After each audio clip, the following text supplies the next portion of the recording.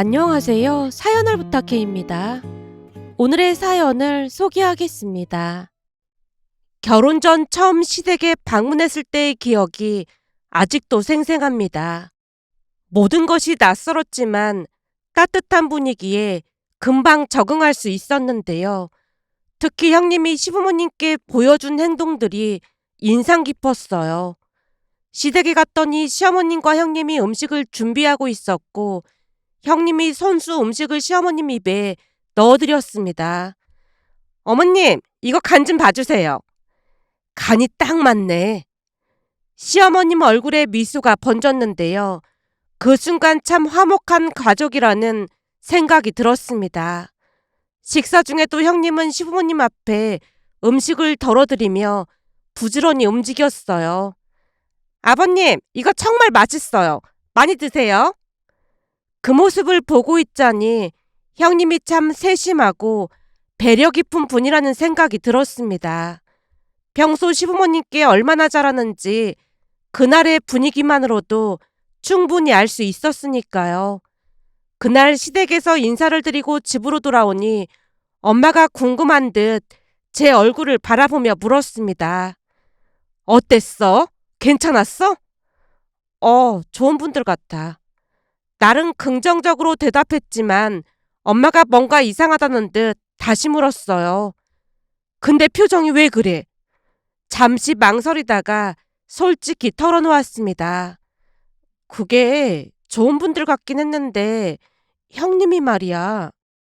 엄마 얼굴에 갑자기 걱정스러운 기색이 드리워졌기에 제가 머뭇거리다 말을 이어갔어요.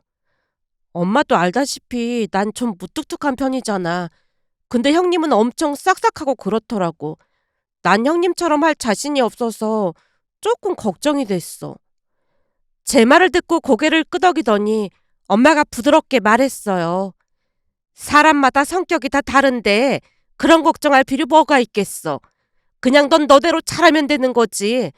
그래도 형님 성격이 좋다고 하니까 다행이네. 그런가? 다행인 건가? 엄마가 가볍게 웃으며 대답했습니다. 그럼 둘 다 무뚝뚝한 것보다야 그게 훨씬 낫지. 엄마의 말에 마음이 한결 가벼워졌는데요. 그래도 여전히 마음 한구석에서는 형님과 비교될까 걱정이 남아 있었지만 엄마 말대로 형님이라도 성격이 싹싹해서 다행이란 생각이 들었습니다. 얼마 뒤 상견례 날이 되었고 결혼을 앞두고 양가 부모님이 처음 만나는 자리였으니 긴장된 마음을 감출 수가 없었는데요. 다행히 분위기는 생각보다 좋았습니다. 양가 부모님도 서로 밝게 인사를 나누셨고 자연스럽게 대화가 이어졌거든요. 엄마가 웃으며 말을 꺼냈어요. 애들이 참 잘 만난 것 같아요.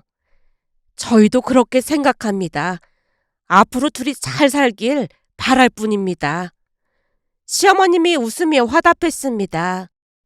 큰 문제 없이 상견례는 잘 끝났고 결혼 날짜도 금방 잡았어요. 상견례 이후 본격적으로 결혼 준비가 시작되었습니다. 드레스와 예복을 고르고 예식을 준비하면서 바쁘게 지냈지만 다행히 큰 다툼 없이 모든 일이 순조롭게 흘러갔어요. 그리고 드디어 결혼식 날이 되었는데요. 약간의 긴장과 설렘 속에서 식장은 하객들로 북적였고 축하해주러 온 많은 사람들의 환호 속에서 우리는 식을 올렸습니다. 모든 순간이 꿈처럼 흘러갔고 서로의 손을 잡고 결혼 서약을 할 때 이젠 정말 부부가 되었다는 실감이 났어요. 결혼하고 몇 달 동안은 큰 문제 없이 평화로웠는데요. 그러던 어느 날은 형님에게서 만나자는 연락이 왔습니다. 갑자기 무슨 일일까 하는 생각을 한 채 약속 장소로 나갔고 한 카페에서 형님을 마주했는데요. 그날 형님의 모습은 평소와는 조금 달라 보였다고 해야 할까요? 무언가 심상치 않은 기운이 느껴졌습니다. 제가 커피를 가지고 자리에 앉자마자 형님이 먼저 말을 꺼냈어요. 동서, 곧 있으면 아버님 생신이잖아? 들어서 알고는 있는 거지? 네, 알고 있어요. 제가 대답하자 형님이 본론으로 들어갔어요. 사실 그것도 상의하고 이것저것 다른 것도 상의 좀 할까 해서 만나자고 했어. 매년 두 분 생신 때마다 내가 직접 생신상을 차려드렸거든? 그 말을 듣고 살짝 놀라며 되물었습니다. 매년 생신상을요? 당연한 거 가지고 뭘 그렇게 놀라고 그래. 대단하신 것 같아서요. 그때 제 마음은 진심이었는데요. 매년 시부모님 생신상을 직접 차려드리는 사람이 요즘 세상에 몇이나 있을까 싶었거든요. 하지만 순간 긴장이 될 수밖에 없었기에 제가 눈치를 보다 조용히 물었습니다. 형님, 그럼 저도 생신상을 차려야 하는 거예요? 며느리가 시부모님 생신상 차리는 건 당연하잖아. 순간 머리가 복잡해졌지만 티를 내지 않으려 노력한 채 입을 뗐어요. 요즘은 대부분 외식한다고 하던데 그게 낫지 않을까요? 제가 요리를 잘 못해서요. 혹시나 형님 기분 나쁠까 싶어 정중하게 말을 했지만 형님이 제 말을 가로막으며 단호하게 말했어요. 동서, 아무리 세상이 변했다고 해도 그렇지 결혼 후 첫 시부모님 생신은 며느리가 챙기는 게 당연한 거야. 그날따라 형님의 태도는 평소와는 다르게 날이 서 있었습니다. 그 모습을 보며 혹시 시어머님이 시킨 게 아닐까 싶어 조심스럽게 다시 물었어요. 형님, 혹시 어머님이 그렇게 해달라고 말씀하신 거예요? 형님이 바로 고개를 저으며 대답했습니다. 어머님이 시키신 건 아니야. 며느리 도리라는 게 있는 건데 이런 건 당연히 며느리로서 해야 하는 게 맞는 거지. 그 부분은 남편이랑 상의해 볼게요. 사실 며칠 전에 저희 엄마 생신 때는 그냥 외식했거든요. 그때 남편도 아버님 생신 때 외식하자고 했고요. 형님이 그 말을 듣고는 눈썹을 살짝 찌푸리며 말했어요. 친정엄마랑 시어머니가 같아? 그 말이 무슨 뜻인지 몰라 다시 물었습니다.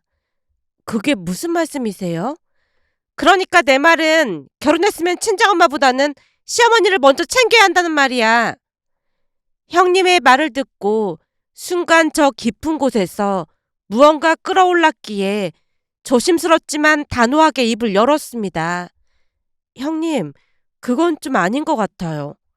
아닌 것 같다니? 친정 부모님이랑 시부모님을 똑같이 생각하는 게 맞다고 생각하거든요. 그러다 보니 모든 걸 똑같이 해드리는 게 맞는 것 같아서요. 제가 음식에 영 소질이 없다 보니 음식을 해도 맛이 없을 확률이 높아요. 거기다 아버님 생신은 평일인데 회사도 출근해야 하고 언제 음식을 만들겠어요.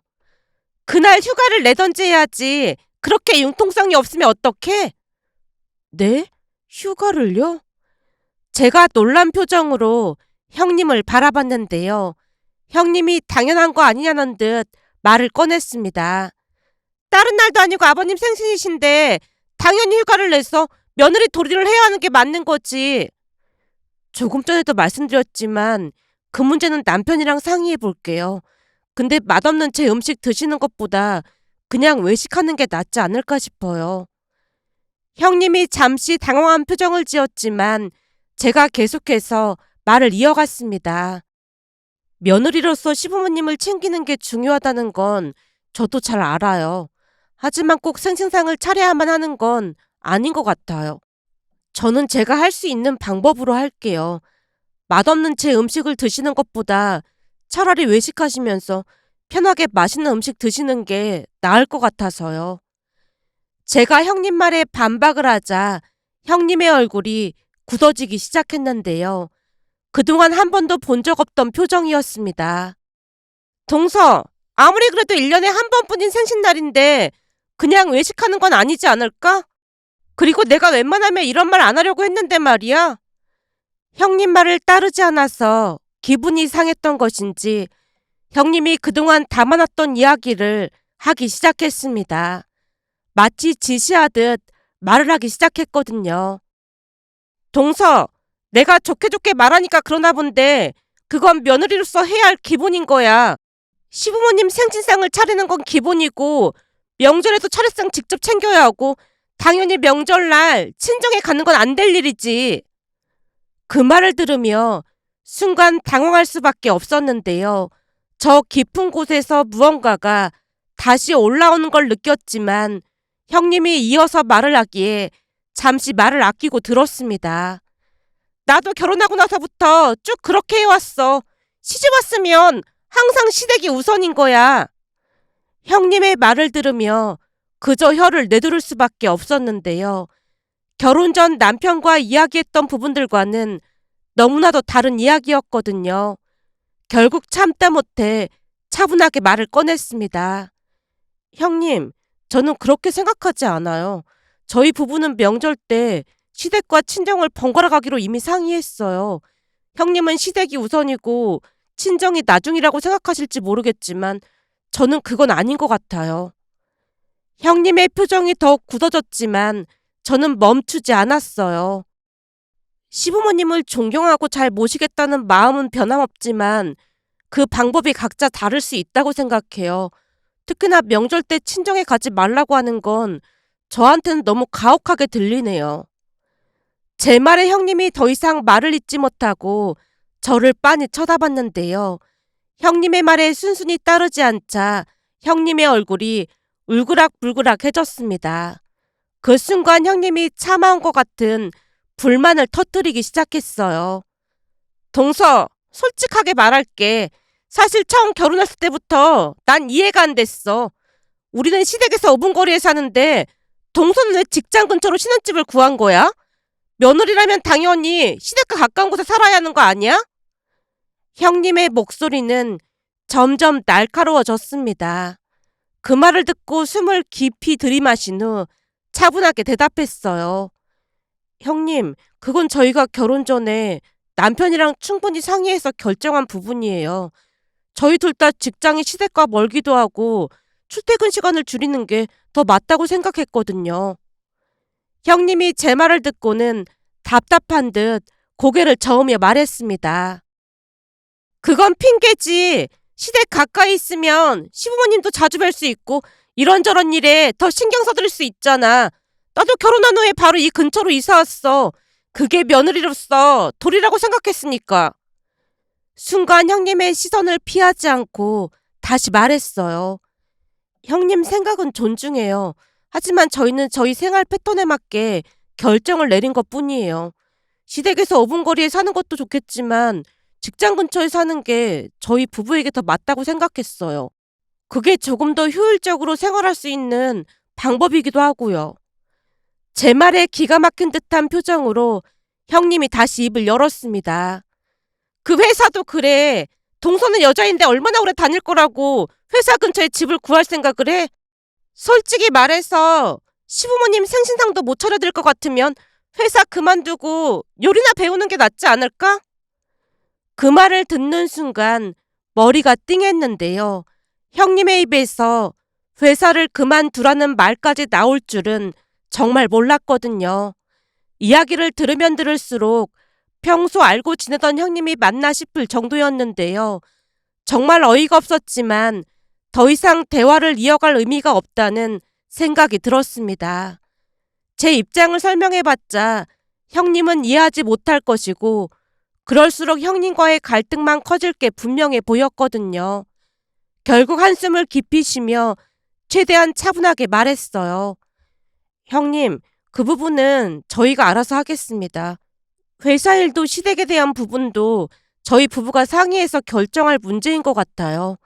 형님이 도와주려는 마음은 알겠지만 저희는 저희 방식대로 잘 해나갈게요. 형님이 여전히 날카로운 표정을 짓고 있었지만 더 이상 대화를 이어가고 싶지 않았습니다. 그 상황에서 뭔가를 더 말하는 건 소모적일 뿐이라는 생각이 들었으니까요. 결국 형님에게 정중하게 인사를 하고 자리를 정리한 후 집으로 향했는데요. 집에 도착해서도 형님과 있었던 대화가 머릿속에서 떠나지 않았고 억눌린 감정이 터져 나올 것만 같았습니다. 현관문을 닫고 바로 남편에게 다가가 불만을 쏟아냈어요. 자기야, 오늘 형님 만났는데 이해가 안 되는 부분이 많아. 제 표정이 심상치 않아 보이자 남편이 놀란 눈빛으로 물었습니다. 왜? 무슨 일 있었는데? 답답한 마음에 한숨을 쉬며 말을 이어갔어요. 조금 있으면 아버님 생신이잖아? 그날 회사에 휴가 내고 나보고 직접 생신상 차리래. 근데 얼마 전에 외식하기로 이미 얘기했던 거잖아. 혹시 자기도 내가 생신상 차려드리길 바라는 거야? 아니, 당연히 아니지. 그리고 그것뿐만이 아니었어. 형님이 말하기를 시댁 근처에 집을 안 구한 것도 뭐라고 하더라고. 심지어 나보고 회사 그만두고 요리나 배우라는데 이게 말이나 되는 소리야? 남편이 당황한 듯 눈을 깜빡이며 대꾸했어요. 형수님이 자기한테 회사를 그만두라고 했다고? 제가 고개를 끄덕이며 목소리를 높였습니다. 형님은 우리가 회사 근처에 집을 구한 게 마음에 안 드는 것 같더라고. 나보고 여자가 회사를 다니면 얼마나 다니겠냐고 하면서 차라리 그만두고 시댁 근처로 이사를 오라고 하더라니까. 남편이 말없이 저를 바라보다가 곧 고개를 저으며 중얼거렸습니다. 아니 형수님은 무슨 그런 얘기까지 하고 그러는 거야? 나도 많이 놀랐다니까. 근데 형님은 원래 그랬던 거야? 그동안 알던 분이 아닌 것 같더라고. 아버지 생신 문제는 벌써 엄마랑 얘기했으니까 신경 쓸 거 없어. 어머님이랑 얘기를 했다니? 무슨 얘기를 해? 우리 둘 다 회사 다니니까 우리는 형수님처럼 음식 못한다고 그날 외식하자고 했지. 정말? 그랬더니 어머님께서 뭐라고 하셨어? 엄마도 좋다고 하시던데? 정말 그러셨단 말이야? 그게 사실 형수님이 부모님께 잘하는 건 맞지만 너무 그러다 보니까 부모님도 조금 불편해 하시는 것 같아. 순간 남편 말에 놀란 채 물었습니다. 정말로 두 분도 불편해 하신단 말이야? 남편이 고개를 끄덕이며 말을 이어갔습니다. 사실 부모님이 몇 번 그런 얘기를 하신 적이 있었어. 명절 때 친정에 안 가고 자꾸 본가에만 있으니까 차례 지내자마자 형수님한테 친정에 가라고 했거든? 근데 괜찮다고 본가에만 있어서 부모님은 그것도 많이 불편해 하시더라고. 남편 말을 들으며 할 말을 잃고 말았는데요. 남편이 한숨을 쉬며 계속 말을 이어갔습니다. 그리고 부모님 생신 때마다 외식하자고 몇 번이나 말했거든? 아무래도 부모님 입장에서는 매번 생신상 받기 부담스러우셨던 것 같아. 그럼 시부모님도 사실은 불편하셨다는 거네? 제 말에 남편이 고개를 끄덕이며 덧붙였습니다. 형수님이 많이 신경 써주시는 건 고마운데 가끔은 그게 너무 지나치다 보니까 오히려 부담스러워하셔. 거기다 형수님이 생신상 차려줄 때마다 부모님이 용돈을 주고 계시거든? 순간 남편 입에서 놀라운 말이 새어나왔기에 제가 눈을 동그랗게 뜬 채 물었어요. 용돈이라니? 그건 무슨 말이야? 말 그대로야. 명절날 음식을 했을 때도 그렇고 집안에 일이 있을 때마다 형수님이 챙기다 보니까 부모님이 미안해서 형수님한테 적지 않은 돈을 주셨는데 이제 그게 아주 당연한 게 된 것 같더라고. 그럼 시부모님 생신날 생신상 차려드리고 돈을 받아간다는 말이야? 얼마나 받아가는데? 내가 듣기로는 100만 원씩 주시는 것 같은데 부모님 입장에서는 그것도 불만인 것 같더라고. 그럼 형님은 따로 선물은 안 드리고 돈만 받아가는 거야? 나도 자세한 건 잘 모르겠는데 그런 걸로 알고 있어. 남편 말에 할 말을 잃은 채 멀뚱멀뚱 서 있었는데요. 무슨 그런 일이 있는 것인지 도무지 이해가 되지 않았거든요. 제가 놀란 채 서 있자 남편이 눈치를 살피며 다시 말을 꺼냈어요. 그러니까 우리는 그냥 우리 방식대로 하면 될 것 같아. 남편 말에 조용히 고개를 끄덕였고 얼마 뒤 시아버님 생신날이 다가오자 남편과 상의한 끝에 시어머님께 직접 전화를 드리기로 했습니다. 시아버님 생신날 외식을 하는 게 어떨까 싶어 조심스럽게 물어보기로 마음먹었거든요. 전화가 연결되자 시어머님의 다정한 목소리가 들려왔습니다. 둘째니? 네, 어머님. 잘 지내셨어요? 그럼 잘 지내고 있지. 니들도 잘 지내고 있지? 네, 잘 지내고 있어요. 근데 무슨 일로 전화한 거니? 다른 게 아니고 이번 아버님 생신 때 외식하는 게 어떨까 싶어서 어머님께 여쭤보고 싶어서요. 그럼 우리야 좋지. 아주 좋은 생각이다. 사실 우리도 매번 며느리가 차려주는 생일상 받기 많이 부담스러웠거든. 외식한다고 하면 우리는 대환영이지. 시어머님의 반응이 그토록 긍정적일 줄은 몰랐기에 안도의 한숨을 내쉬며 조금 더 자신있게 말했습니다. 다행이네요. 사실 제가 음식 솜씨가 없어서 걱정했거든요. 그럼 제가 분위기 좋은 식당으로 예약해 놓을게요. 그래, 고맙다. 시어머님의 따뜻한 말에 마음이 한결 가벼워졌습니다. 그런데 다음날 형님에게서 전화가 걸려왔어요. 별 생각 없이 전화를 받았는데 형님의 목소리는 이미 격앙되어 있었습니다. 동서, 그날 내가 알아듣게 말했는데 왜 그렇게 말귀를 못 알아듣는 거야? 순간 당황한 채 말을 꺼냈어요. 형님, 그날 저는 분명히 음식 못한다고 말씀드렸잖아요. 그래서 외식이 더 낫겠다고 생각했어요. 제 말이 끝나기도 전에 형님이 다시 화를 냈습니다. 동서, 그러는 거 아니야. 며느리가 시부모님 생신상을 차리는 게 기본인데 그렇게 외식으로 때운다는 게 말이나 되는 소리야? 제가 최대한 차분하게 대답하려 애썼는데요. 형님, 요즘엔 다들 외식 많이 해요. 그리고 어머님도 외식하는 거 좋아하시고요. 동서, 이거 진짜 하극상이야, 하극상. 집안 꼴 참 잘 돌아간다. 며느리로서 해야 할 기본도 모르고 이렇게 행동하면 앞으로 집안 꼴이 어떻게 돌아갈지 생각은 해본 거야? 순간 숨이 턱 막혔는데요. 그렇게까지 화를 낼 줄은 미처 몰랐거든요. 많이 억울하고 답답했지만 형님이 너무 격앙된 상태여서 대화를 이어가는 것이 의미 없다는 생각이 들었습니다. 형님이 마지막으로 경고하듯 말을 했어요. 앞으로 두고 보자고. 전화는 끊어졌고 한동안 멍하니 휴대폰만 내려다보고 있었는데요. 형님과의 갈등이 그렇게까지 깊어질 줄은 진짜 몰랐기에 당황스럽기만 했습니다. 시간이 지나 시아버님 생신날이 되었고 다 함께 분위기 있는 식당에서 만났는데요. 식당을 둘러보던 시어머님이 환하게 웃으며 말했어요. 여기 정말 분위기 좋다. 너무 비싼 데 아니니? 괜찮아요. 여기 음식도 맛있다고 하니까 기대하셔도 될 거예요. 시부모님이 기뻐하는 모습에 안도의 한숨을 내쉬었는데요. 형님의 표정은 사뭇 달랐습니다. 형님은 그저 말없이 고개를 숙이고 있거나 억지 미소를 짓고 있었거든요. 시부모님이 기뻐할 때마다 형님의 표정은 점점 더 굳어졌는데요. 특히나 시어머님이 음식이 맛있다고 할 때마다 형님 표정은 뭐 씹은 듯한 그런 표정이었습니다. 그날 밥값은 우리가 전부 계산했고 시부모님께 형님 몰래 용돈까지 챙겨드렸지만 내내 형님의 불편한 기색이 느껴져서 불편할 수밖에 없었어요. 하지만 그냥 모른 척 하기로 했는데요. 그 뒤 형님과의 갈등은 점점 더 깊어져 갔습니다. 특히 명절이 다가오면서 분위기는 더욱 이상해졌어요.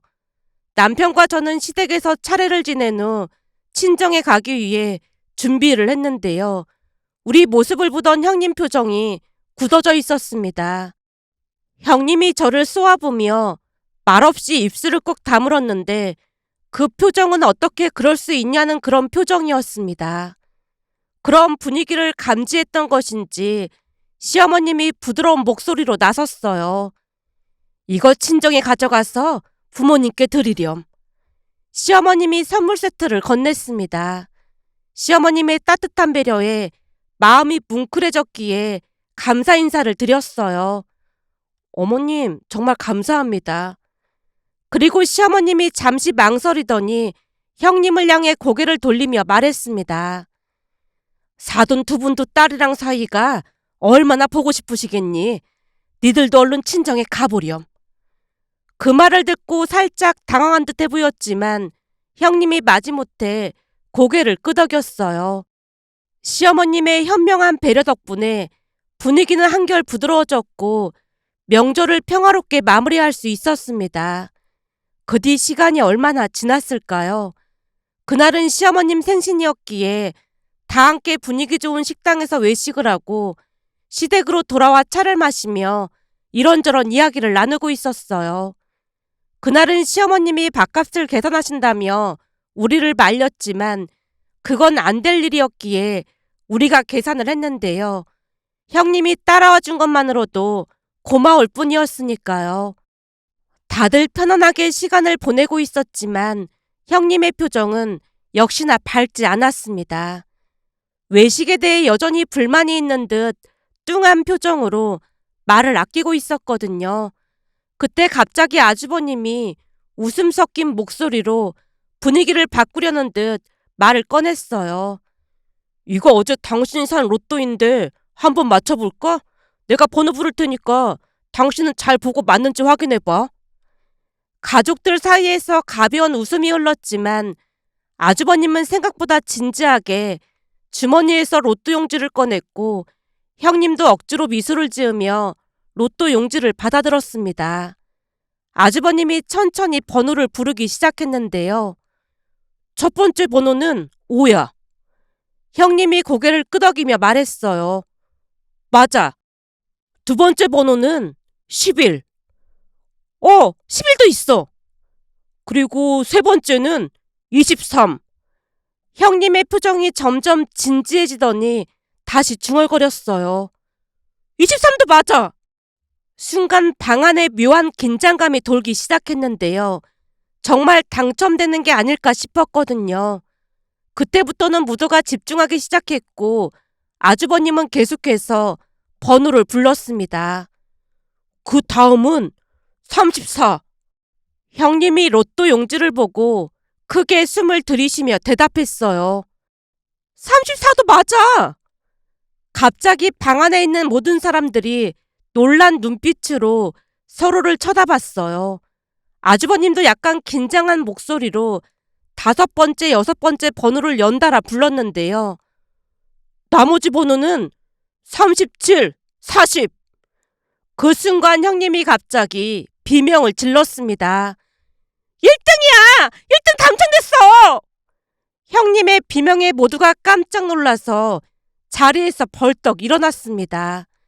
형님의 손은 떨리고 있었고 얼굴에는 당혹스러움과 놀라움 그리고 기쁜 감정이 섞여 있었어요. 방안은 순식간에 어수선해졌고 시어머님이 눈을 커다랗게 뜨고 물었습니다. 정말 1등에 당첨된 거니? 1등이 얼마야? 그런데 그 순간 믿을 수 없는 일이 벌어졌습니다. 형님이 시어머님의 질문에 짜증을 내며 돌변했거든요. 그건 왜 궁금해하세요? 당첨금 한 푼도 안 줄 거니까 궁금해하지 마세요. 순간 방안이 얼어붙었고 모두가 큰 충격을 받은 듯 말이 없었습니다. 아주버님만이 놀라서 급히 말을 꺼냈어요. 여보, 당신 무슨 말을 그렇게 해? 하지만 형님은 아주버님 말에 더욱 기가 막힌 말을 할 뿐이었습니다. 왜? 내가 못할 말 했어? 그동안 내가 그렇게 잘했는데 허구한 날 니네 부모한테 개무시나 당했잖아? 솔직히 니네 부모도 짜증나고 너도 진짜 싫어. 얼굴도 못생긴 너랑 결혼한 이유가 니네 부모가 돈이 좀 있어서였는데 이제 로또 당첨됐으니까 너랑 이혼할 거야. 로또 1등에 당첨됐는데 내가 미쳤다고 너 같은 사람이랑 같이 살겠어? 형님 말에 아주버님 얼굴이 하얗게 질려 있었지만 형님이 계속해서 막말을 이어갔습니다. 그동안 착한 척하느라 얼마나 힘들었는지 몰라. 근데 로또 1등에 당첨됐으니까 이제 비참하게 눈치 보고 살 필요도 없어졌어. 다음 주에 이혼 서류 가져올 테니까 도장이나 찍어줘. 모두가 말도 못하고 얼어붙은 채 형님을 바라보고 있었지만 형님이 로또 용지를 주머니에 소중히 넣고는 냉정하게 집을 나섰습니다. 문이 닫히는 소리가 날 때까지 아무도 말을 꺼낼 수 없었는데요. 그날 평화롭던 분위기는 순식간에 깨져버렸고 가족 모두 큰 충격에 빠졌습니다. 형님이 문을 박차고 나간 뒤 집안은 한동안 정막이 흘렀는데요. 모두가 충격에 빠져 아무 말도 못하고 있던 그때 아주버님 입에서 충격적인 말이 터져나왔습니다. 거짓말한 건데. 그 말에 모두가 깜짝 놀라 아주버님을 바라봤고 시어머님이 다급한 목소리로 물었어요. 거짓말이라니? 뭐가 거짓말이라는 거야? 아주버님이 어이없다는 표정으로 한숨을 내쉬며 말을 이어갔습니다. 1등 당첨번호 전부 거짓말로 부른 거예요. 내내 불만스러운 표정으로 앉아있길래 분위기 좀 바꿔보려고 장난 한번 쳐본 건데 일이 이렇게 커질 줄은 몰랐네요. 시어머님이 당황한 목소리로 다시 물었어요. 그럼 1등에 당첨된 게 아니란 말이야? 아주버님이 고개를 끄덕이며 대답했습니다. 당연히 아니죠. 그냥 장난 한번 쳐본 것뿐인데 사람이 저런 식으로 변할 줄 진짜 몰랐어요. 방 안은 다시 묵직한 침묵에 잠겼는데요. 아주버님이 잠시 생각에 잠기더니 씁쓸하게 웃으며 말을 이어갔습니다. 사실 꿈에 할아버지가 나오셔서 혹시나 싶어 같이 로또를 샀거든요. 로또 살 때 돈은 저 사람이 냈고요. 지금 생각해보니까 할아버지가 제 걱정이 돼서 꿈에 나타나신 게 아닌가 싶어요. 사실 그동안 엄마한테 돈 받아갈 때마다 마음이 찜찜했는데 오늘 모든 게 확실해졌어요. 저 이혼하겠습니다. 저 사람 진심을 봤으니 더 이상 같이 살 이유가 없잖아요. 그나마 애가 없어서 정말 다행이네요. 아주버님의 담담한 목소리에 방 안은 더욱 조용해졌는데요. 모두가 놀랐지만 아무도 아주버님의 결정을 말릴 수 없었습니다. 그날 형님의 행동은 돌이킬 수 없는 결과를 초래했다고 해도 과언이 아니었으니까요.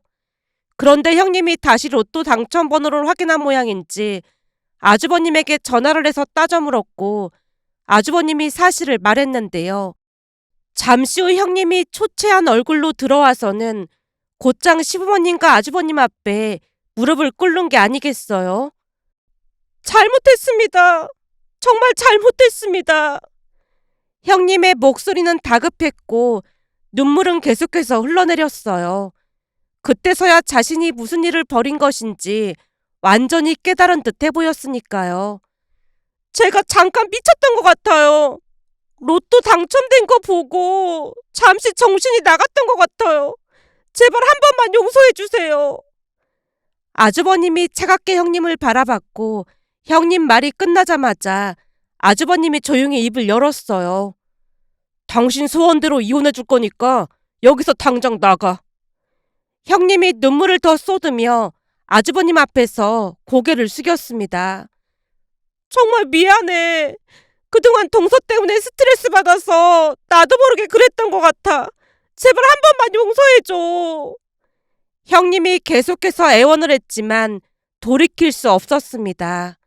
형님의 돌발적인 행동은 아주버님의 신뢰를 완전히 무너뜨린 게 아닌가 싶었어요. 결국 얼마 뒤 아주버님과 형님은 이혼 절차를 밟기 시작했습니다. 가족들은 안타까운 마음으로 그 과정을 지켜봤지만 누구도 그들의 결정을 말릴 수 없었어요. 그 모습을 지켜보며 겉으로만 좋은 말을 하거나 행동을 하는 것보다 마음속 깊은 곳에서 우러나오는 진심이 더 중요하다는 생각을 하며 안타까운 마음에 이렇게 글 남겨봅니다. 오늘의 사연은 여기까지였습니다. 즐겁게 보셨다면 구독, 좋아요 부탁드립니다. 고맙습니다.